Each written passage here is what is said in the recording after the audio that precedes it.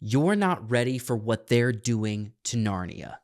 Netflix has handed the keys to C.S. Lewis's Christian fantasy classic to Greta Gerwig, the director of Barbie. And look, this is not about nitpicking a movie before it's out. This is about asking real questions, because the early answers, they should piss you off. Will the Christian allegory survive? Why is Aslan being rumored as a gender swap character? And why does this feel more like a feminist rebrand than a faithful adaptation? Let's be honest, Greta Gerwig didn't earn the gig by loving C.S. Lewis's work. She earned it by making a $1 billion movie about plastic dolls. This isn't just another adaptation, this is a test. So let's walk through 8 big questions and figure out if Netflix will honor its roots or tear them out completely. The first big question is, will the Christian allegory be preserved? Back in November of 2023, the film chief, Scott Stuber, over at Netflix had this to say. Greta has been a friend for a while. If you don't know her, she's truly one of the greatest people. Not an artist, but a human being. She's just got this great soul. She grew up in a Christian background. The C.S. Lewis books are very much based in Christianity. So it sounds like the entire rationale here is that because she has a family background of Christianity, she intends to fully remain faithful to the Christian allegory of this story. Well, as I continue to ask questions and give answers to these, let's think through this based on what we know about her, based on what we've seen in previous films, based on Hollywood itself and even Netflix. We'll circle back around and answer that question again at the end. But let's move forward, shall we? Is Aslan, the lion, being gender swapped? Greta Gerwig faces fan backlash for considering Major Narnia gender swap. Major is yet still an understatement. The Sacramento-raised Barbie, it's California for you, director tapped by a streaming company to helm 2 new Narnia films based on Lewis's 1950s fantasy series, is reportedly considering Meryl Streep to voice Aslan, according to Nexus Point News. But because the talking lion serves as a substantial incarnation of Jesus Christ in the books, according to the author, religious fans are not having it. The popular creator who runs the accounts Into the Wardrobe posted this back in April, I believe it was. I still can't believe this is true. Netflix, this is nothing short of insane. It is an insult on the fan base. Half of the country will rage against this cruel attack on the foundation of the story. I fully agree with that, 100%.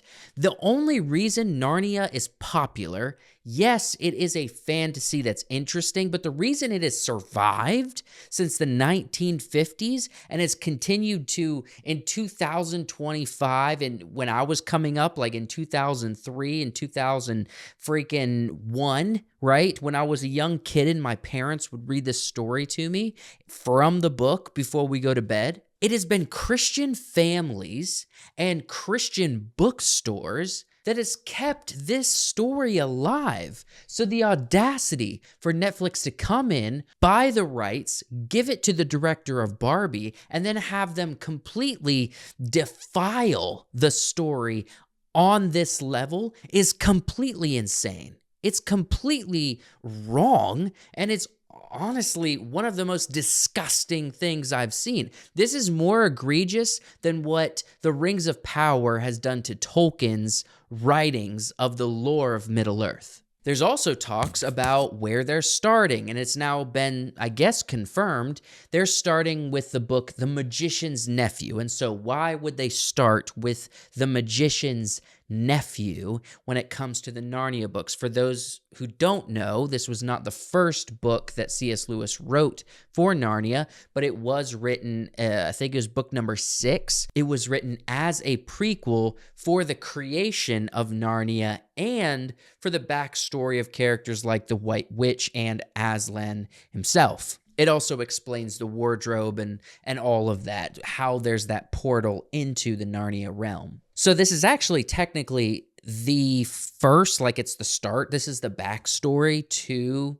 The Lion, the Witch, and the Wardrobe. And so when it comes to that, I'm actually not upset with this. I was really nervous when they rumored that she was going to start with the silver chair, because that's like way towards the end of the story. That would have been a horrible decision. So I'm actually not too mad about this one. So here's another question. What will be the overall vision for this film? Well, we don't really know. We don't know the answer to this question, but we can look back at Greta Gerwig's previous films to see what is the through line message that we've seen in her films so far. We're talking about Lady Bird, we're talking about Little Women, and we're talking about Barbie, right? Because she doesn't have a very long directing track record. So what is the through line to kind of understand the vision that she's going to approach Narnia from? And to put it simply, the through line that we see in all of her stories is that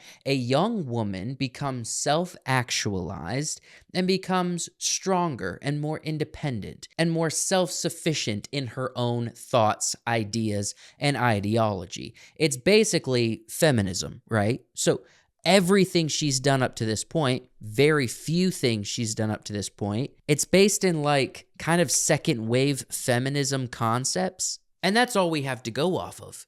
Literally everything that she's done up to this point has been from that perspective. So all we can assume is that there's going to be a very strong feminist bent to these two films that Netflix has given her to direct, which, if you see it that way, makes perfect sense why she would cast Meryl Streep to be the voice of Aslan in the Narnia films. So with that said, who else has been casted for these Narnia films? Well, everybody's kind of in talks right now, but here's the breakdown. You have Emma McKay, who is playing Jadis, which is also later to become the White Witch. I'm not horribly mad at this casting.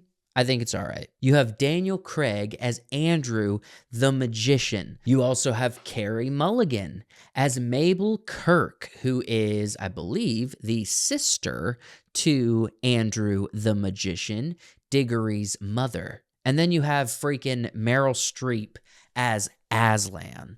Another question is, Netflix traditionally just throws these up on their streaming platform, but this is a fantasy epic. Will this be in theaters at all? Well, yes, it will actually. It's going to have an IMAX release on Thanksgiving. I believe that is November 26th of 2026. So next year, they're going to have a 2-week IMAX exclusive release, at least up to this point. That is what is being said. And then it's going to come out on Netflix for streaming Christmas Day. So we still have a little over a year and a half from when I'm uploading this video until this thing actually comes out. How will this film balance faithfulness and innovation? Faithfulness to the story and changes for the visual part of the story. Well, again, we don't have any of those details, but here is one clip from a video I've done previously that the producer of this film had to say about the general vibe of this film that her and Greta are working on. That's a new take on Narnia, or a very new take on Narnia. It's all about rock and roll. Wow. Okay. That does not leave me with much hope at all. So how will this film and Netflix as a studio address past criticisms to Narnia adaptations? If we look back at like the most recent, it's the Disney films that came out, there's been criticisms about pacing. There's been criticisms about shallow character, as well as criticisms about it not being faithful enough to the story that's in the book. And what's interesting about this is the fact that every studio, it doesn't matter who they are, when they get the rights to a story and they're pursuing doing a project of an adaptation that's been done previously, everyone assumes, all the studios assume that they're going to be the ones who do it right, because you kind of have to have that optimism going into it for you to just feel somewhat okay. But here's where I'm going to make a prediction. I think that this film is going to make the Disney Voyage of the Dawn Treader honestly not only be tolerable, but pretty darn good in comparison. Now, to address Greta Gerwig once again, this is actually extremely important because everyone's praising her right now because of her success with Barbie. But if you just take half a brain cell and think about it for a second, I don't think that Greta Gerwig is good at filmmaking at all. She's not actually told her own story. She does not have a ton of experience directing, and I don't think her films are that good, even though they're adaptations from existing content. For example, her first film, Lady Bird, that's based on a book, and that book sold over 2 million copies. So there's already a fan base there for the story. So she was able to adapt an existing story into film, and there's already an audience there to receive it once that film is done. That's kind of a leg up. Now let's get into Little Women. There was a 1994 film that grossed over $94 million, starring Winona Ryder and Christian Bale, that I thought was a really good film, a much better adaptation, and the books for Little Women, the story, has sold over 10 million copies since it was written.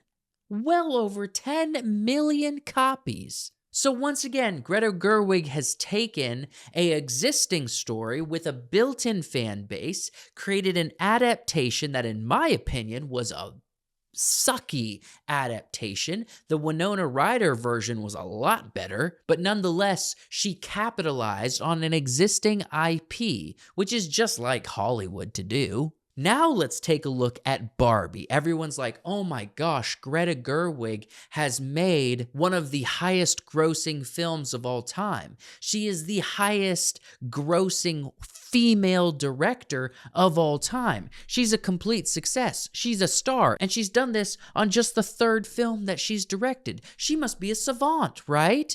Not really. Think about it for a second. I looked it up. From the time Mattel created the Barbie brand until 2009, the Barbie brand had made over $3 billion. And then most recently, since like 2016, 17, and 18, the Barbie brand has been hovering right around $1 billion in annual gross revenue every freaking year. So when she ties herself to the Barbie brand and makes a poorly told story, if you look at Barbie with a critical eye, it's one of the shallowest, dumbest stories I think I've ever seen. It's super shallow. It's extremely boring. It's not funny, except freaking Will Ferrell with the pink drumsticks. I think that was a great move. But besides that, it's completely dumb. It's not a good story. It's really poorly done. And once again, Greta Gerwig tied her success to an existing IP that already has a built-in fan base and already has market test for success. So no freaking wonder that a Barbie movie that was marketed not by her, but by a marketing team to motivate that we're making a live-action movie about Barbie starring Margot Robbie, of course that freaking sells. The Barbie brand does $1 billion a year. And I'm not saying she's wrong for doing adaptations or remixes of existing intellectual properties. That's actually might be a really smart thing to do for up-and-coming filmmakers. The problem is that she does this 3 times, gets false data sent to the top of the studios like Netflix, and they hire an inexperienced,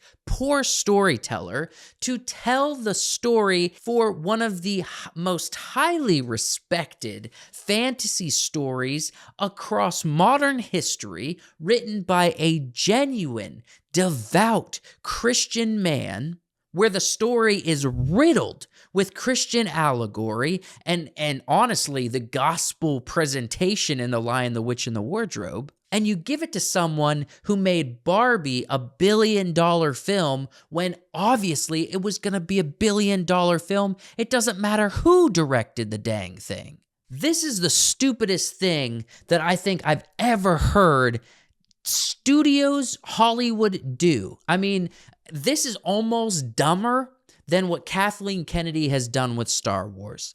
It is that stupid. So let's go back to the first question. Will the Christian allegory be preserved? Well, considering that Greta Gerwig's inexperienced with adapting faithful adaptations of works, not only in the amount of time she's done it, but also in the fact that all of her adaptations up to this point have been from a feministic point of view and altering stories' message to be more about feminism in that way, then I would say no. The fact that she is casting Meryl Streep to play not only a male god figure inside of the Narnia story, but also like a male lion biologically, like a woman voice with a male lion figure, that's just stupid, but also disrespectful. It's disrespectful to the fans. It's disrespectful to Meryl Streep, obviously. I think it's disrespectful to C.S. Lewis. And I think on some levels, it's kind of disrespectful to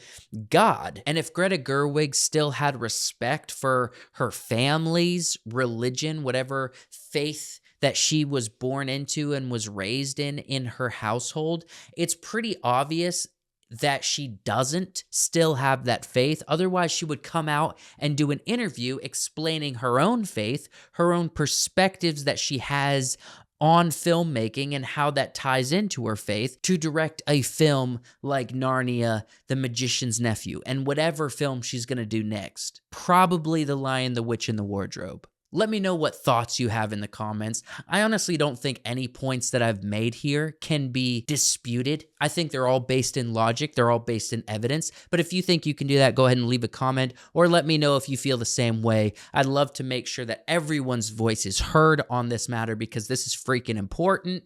Leave your comment down below. Like this video if you want more people to see it and subscribe to the channel to see more.